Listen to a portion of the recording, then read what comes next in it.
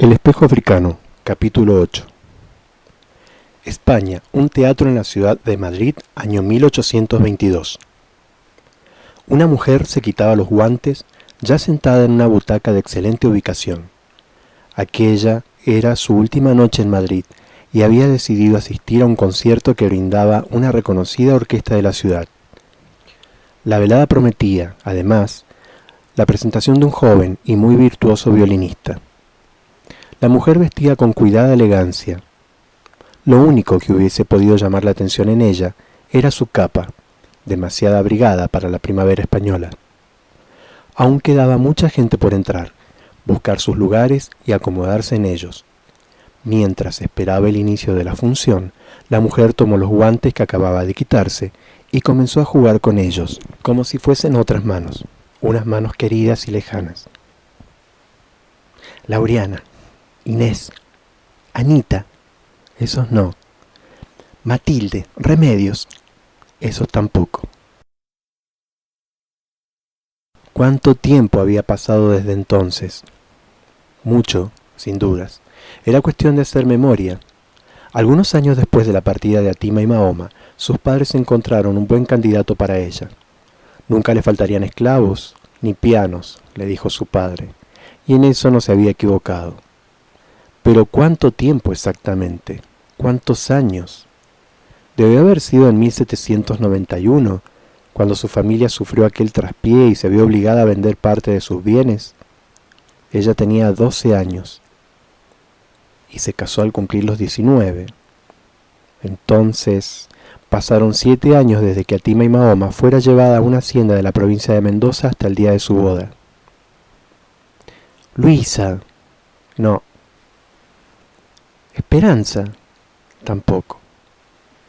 Y ese extraño nombre que había elegido, ¿sería cierto que el espejo se lo había dictado? ¿Cuántos años? 7. Después llegaron sus 2 hijos varones, que crecieron tan rápido como álamos. Juana, Jesusa, no, tampoco.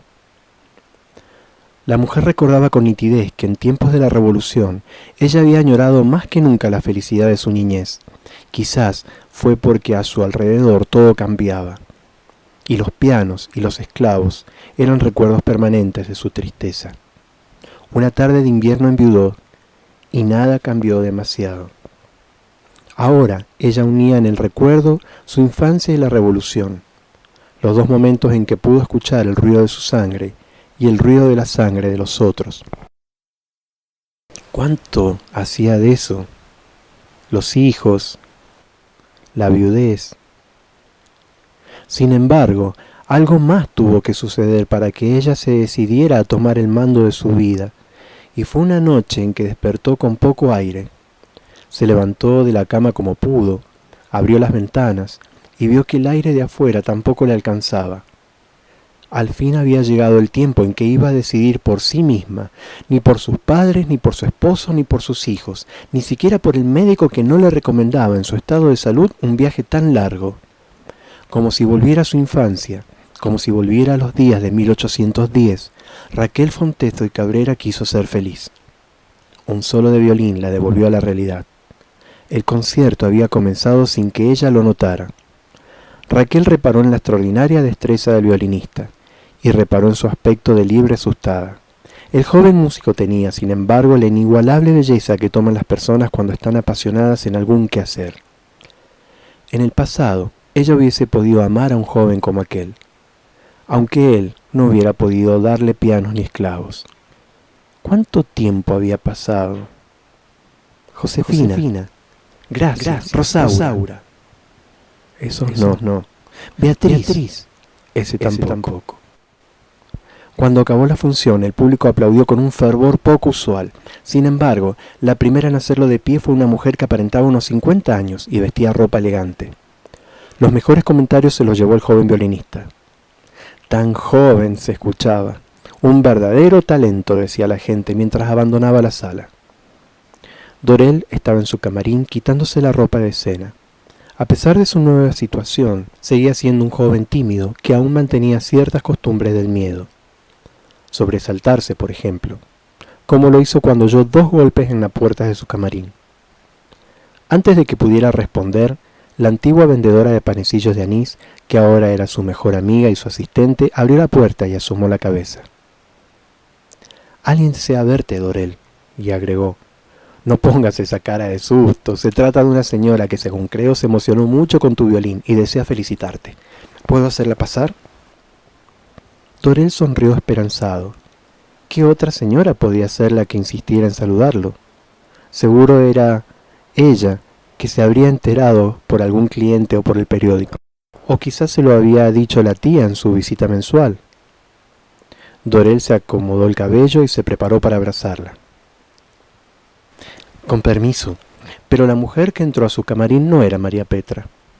«Pase, por favor», dijo Dorel sin poder disimular su decepción. «Parece que esperaba a otra persona». «Disculpe», murmuró Dorel avergonzado. «¿Se trata de su novia?» La mujer hablaba con la seguridad de una gran dama. «No. De su madre, entonces». Dorel demoró un poco en responder.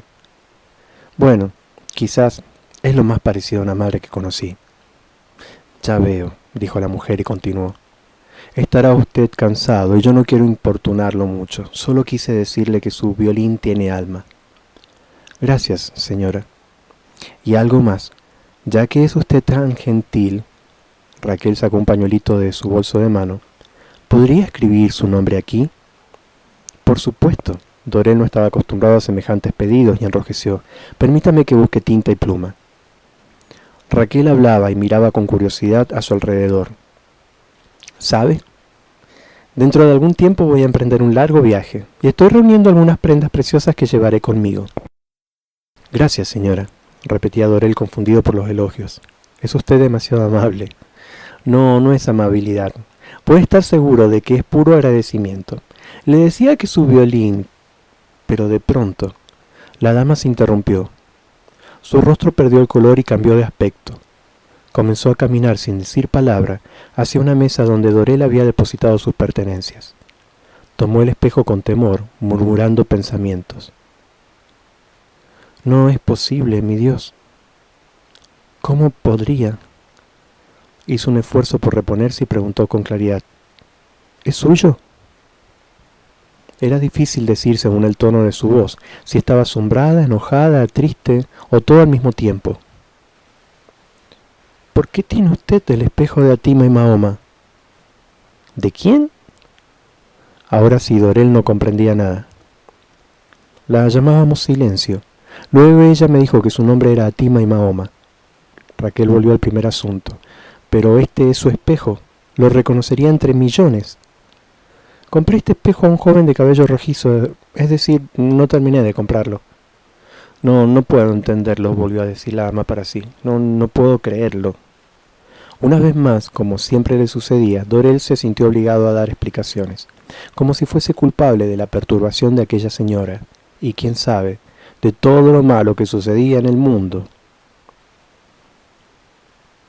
«En verdad, aquel joven me dijo que el espejo venía de América, y que su padre lo había obtenido allí. También me dijo que...» «América», interrumpió la señora Raquel. «Sí, América». «¿Y quién me dijo usted que se lo vendió?» Dorel estaba transpirado de pies a cabeza. Temía que aquella dama pensara que él era un ladrón o que había obtenido aquella pieza con malas artes. Quizás la señora imaginara que tenía tratos con las ventas de pirata. Quizás creía que había matado a algún viajero para quitarle sus pertenencias. Quizás los moros aún cortaban cabezas. Quizás doña Petra tenía razón. Agobiado por la vergüenza, Dorel dio más explicaciones de las que le pedían, y no pidió ninguna. Raquel escuchó y entendió apenas el entrecortado relato, pero en ningún momento dejó de ver una señal del destino en ese extraordinario hallazgo. Igual que cualquier persona asustada por la falta de cariño, Dorel hacía todo lo posible por ganarse el afecto del prójimo, aunque el prójimo fuera casi un desconocido. «Si es que este espejo tiene una dueña, lléveselo usted, ya hizo demasiado por mí». Raquel reaccionó como acostumbraba hacerlo. «Debo decirle que me haría muy feliz recuperarlo, pero puedo pagar lo que usted pida». «Claro que no, pagué apenas 3 monedas por él y hoy ya no las necesito». «Insisto». «Acéptelo, me hará un favor», dijo Dorel. porque las personas que necesitan agradarle a todo el mundo suelen exagerar. Le aseguro que su desprendimiento no será en vano, respondió Raquel. Y a pesar de que Dorel no comprendió a qué se refería, sonrió con verdadera gratitud. Con estos pequeños sacrificios, el joven músico esperaba lograr que las moscas venenosas, los moros y los gitanos se alejaran de sus días y de sus noches.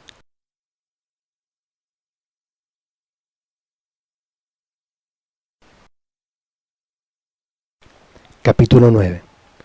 Una hacienda en la provincia de Mendoza, fines del año 1822. El carruaje se detuvo ante la puerta de una casa blanca, rodeada de macetones floridos. Los ventanales cubiertos con cortinas livianas que se movían con el viento daban impresión de frescura y buen aroma en el interior. Dos jovencitas de entre 14 y 18 años conversaban sentadas en las escalinatas del porche.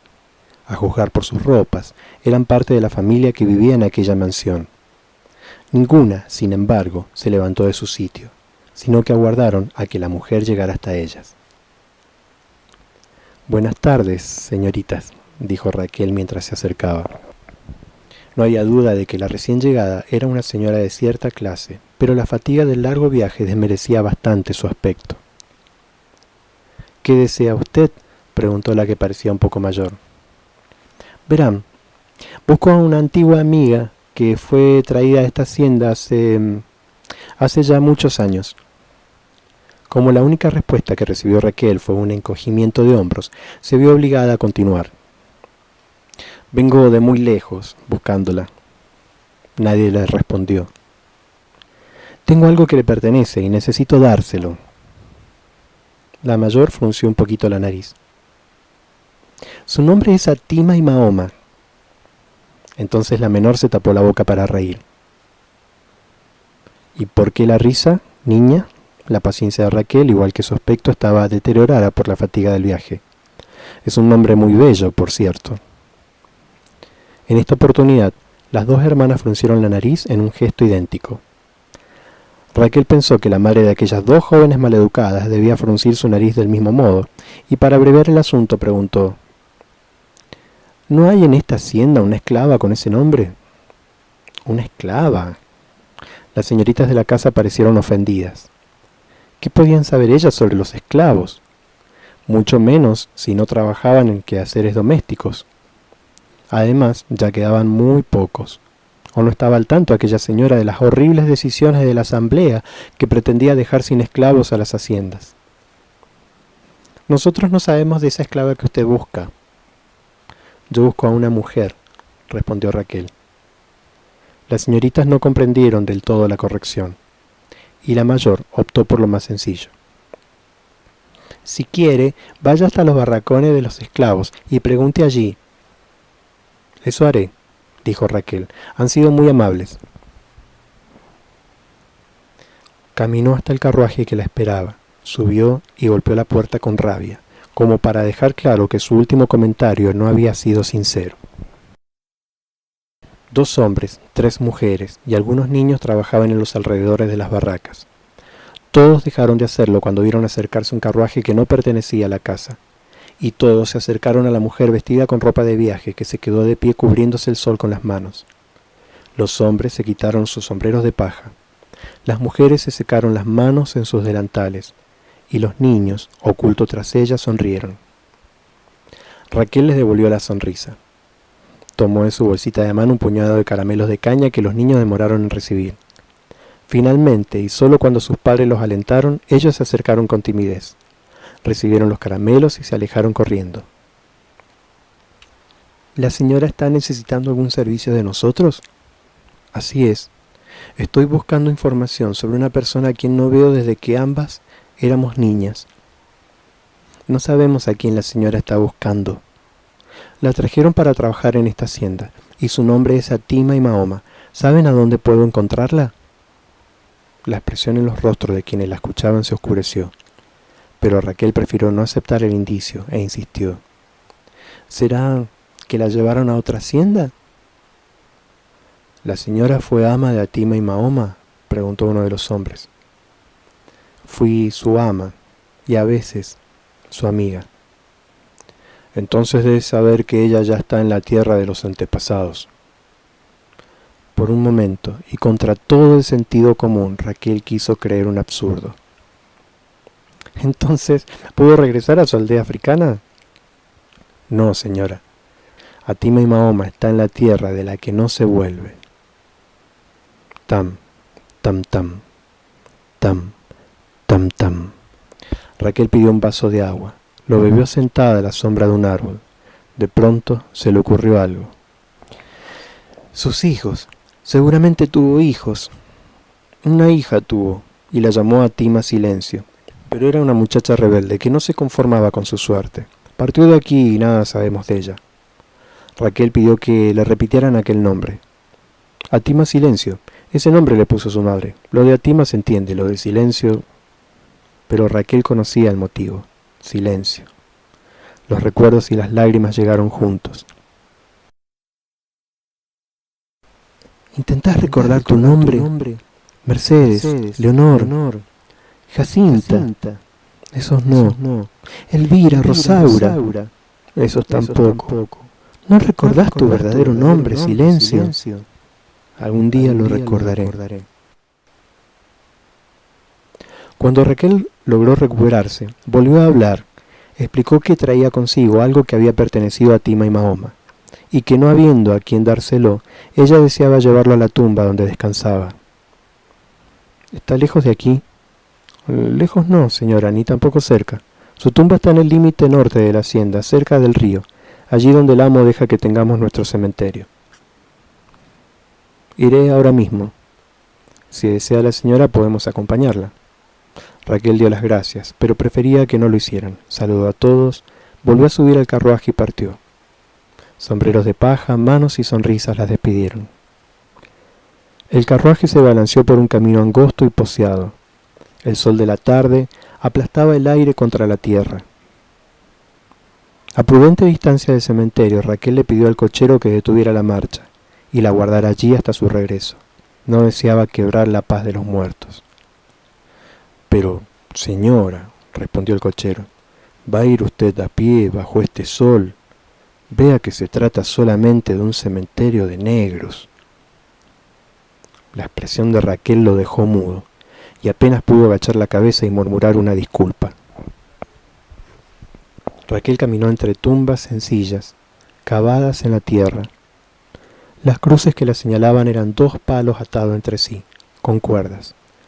Los nombres estaban tallados con trazos desprolijos y toscos. Leyó cada nombre hasta encontrar el que buscaba. Atima y Mahoma. Se detuvo y se sentó sobre una piedra a un costado de la tumba. Estarás enojada conmigo porque nunca cumplí mi promesa. Podría explicarte. Ocurrieron cosas que me fueron demorando. Me casé, tuve hijos. ¿Y vos? Una hija rebelde, según me dijeron. Bueno, quiero que sepas que vine a buscarte y a darte algo que te pertenece. Mira, tengo conmigo el espejo que te devolvió el nombre. Alguien lo marcó detrás con un punzón. No sé quién puede haber sido tan torpe como para hacerlo. De todos modos es tu espejo, tu pequeño espejo enmarcado en ébano. No te separabas de él, ¿te acordás? Raquel dejó de hablar por un largo rato. Luego llegó el asunto que más le importaba. Tengo miedo. Y a veces me siento muy sola. Tengo mi piano y esos esclavos que me miran con rencor desde las sombras. No como vos, porque vos me querías, ¿no es cierto? Mis hijos están lejos como los árboles, y se parecen a su padre, tan altivos y ocupados en cosas que no comprendo. Vos hubieses estado conmigo en este trance. Dice el médico que con muchos cuidados podré sobrellevar la vida. Raquel escuchó pasos a sus espaldas. Suspiró con fastidio, luego cambió el tono de voz y giró para hablar. Le dije que no me molestara, pero no era el cochero quien estaba parado a sus espaldas, sino una joven negra. Raquel palideció. —¿Atima y Mahoma? —preguntó. —Atima Silencio —le respondieron. El sol declinaba. Las dos mujeres seguían hablando. El cochero se había dormido y despertado varias veces, y hasta se había asomado para asegurarse de que la señora Raquel estuviese bien. Había mucho que contar, mucho que preguntar y responder. La noche, que no sabía de encuentros, se les echaba encima. —Atima Silencio, ¿querés contarme por qué regresaste? El amo de la hacienda tenía razón. La libertad es muy dura para nosotros, señora, y estoy cansada. Raquel tomó entre sus manos el rostro de la joven. Es dura, sí. La señora Raquel estaba pensando alguna cosa que le agradaba. Se notaba en el brillo de sus ojos.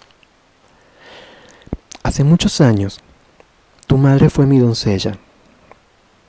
Si estás de acuerdo, podrías tomar su lugar. Vivirás conmigo en la casa grande y hasta te daré un pequeño pago, ya que sos libre. La luna y la sonrisa de Atima y Silencio se parecían mucho. Con tu permiso. Raquel se dirigió a la cruz que le daba nombre a aquella tumba. Me llevaré a Atima Silencio de regreso a casa. Era tiempo de irse. Raquel recordó el espejo que la había llevado hasta allí. Como le dije al violinista, no fue en vano, y se lo entregó a la joven. Un rato después, Raquel y Atima Silencio seguían conversando sentadas frente a frente en el carruaje. ¿Es cierto que el propio general San Martín firmó el espejo? Sí, señora, es muy cierto. Por favor, contame bien esa historia. El cielo estrellado de la noche recordaba el espacio de la libertad. El carruaje avanzaba a favor del viento.